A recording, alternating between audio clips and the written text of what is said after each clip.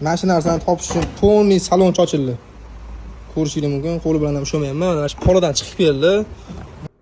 Okeylar, mana o'sha narsa. Bu narsadan umuman cho'chish kerak emas. Bu qaytanga juda ham foydali narsa. Bolalarni qayerda yurganini bemalol kuzatsangiz bo'ladi. Mashinangizga solib qo'ysangiz, mashinangiz qayerdaligini bemalol ko'rib tursangiz bo'ladi. Eng zo'r tomoni chet ellarga chiqqanda bagajingizga solib qo'ysangiz bo'ladi. Boshqa payt plastikka o'xshaydi, yupqaligini ko'ryapsizlarmi? Dokumentlar ham hozir shunaqa ko'rinishda bo'lib ketgan.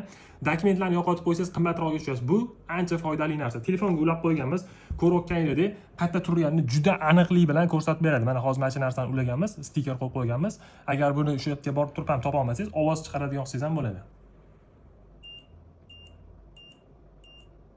Telefoningizdan shunday bosasiz, ovoz chiqaradi. Dokumentlaringizmi yoki boshqa narsaga qo'yib qo'ygan bo'lsangiz, bemalol topsangiz bo'ladi. Bu Hoko brendidan ishlab chiqarilgan original mahsulot.